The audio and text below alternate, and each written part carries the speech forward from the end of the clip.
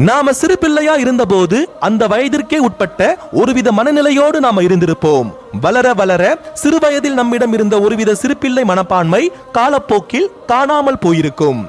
நம்முடைய வாழ்க்கையில ஒரு சில விஷயங்கள்ல நாம வளர்ந்திருந்தாலும் இன்னமும் ஒரு சில சிறுபிள்ளை எண்ணம் நம்மிடம் மாறாமல் இருக்கும். எதிர்பார்க்க வேண்டிய இடத்துல எதிர்பார்க்காம இருக்கிறதும், எதிர்பார்க்க கூடாத இடத்துல எதிர்பார்க்கிறதும் கூட ஒருவித சிறுபிள்ளைத்தனம் தான். யார் யார் எப்படி என்ன ஏது அப்படின்னு குழந்தைகளுக்கு தெரியாது. பல நேரங்கள்ல வளர்ந்த குழந்தைகளா இருக்கக்கூடிய நமக்கும் அவைகள் தெரிவதில்லை. ஒரு சில விஷயங்கள் சில பேர்கிட்ட நாம எதிர்பார்த்து அது நமக்கு கிடைக்காம போச்சு அப்படின்னா நம்முடைய மனம் ஒரு விதமான பாதிப்புக்குள்ளாகும். சிலர் திருந்துவாங்க, அவர்கள் செய்த தவறுக்கு வருந்துவாங்க அப்படின்னு பல வருடங்கள் கூட நாம காத்திருந்திருப்போம். ஆனால் எத்தனை காலம் நாம் காத்திருந்தாலும் வேம்பு தன்னுடைய கசப்பு தன்மையை மாற்றிக்கொள்ளாது என்பதை நம்முடைய மனம் ஏற்க மறுக்கின்றது. சிலர் எவ்வளவு படிச்சிருந்தாலும், நம்மை பற்றி நன்கு அறிந்திருந்தாலும் கூட அடிப்படை அறிவு கூட சிலர் இல்லாம இருப்பாங்க.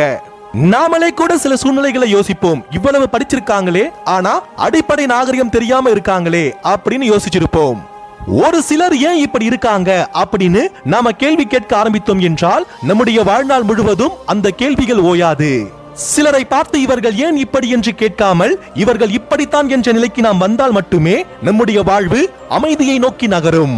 வாழ்வில் என்ன நடந்தாலும் சிலர் மாற மாட்டார்கள், வருந்த மாட்டார்கள், திருந்த மாட்டார்கள் என்பது யதார்த்தமான ஒரு உண்மை. இந்த உண்மையை நாம் ஏற்று ஒரு சிலரை கடக்க பழக வேண்டும் என்பதற்காக தான் நம் வள்ளுவர் பல நல்ல கற்ற கடைத்து மன நல்லர் ஆகுதல் மானார் கரிது அப்படின்னு குறிப்பிட்டிருக்கிறாரு.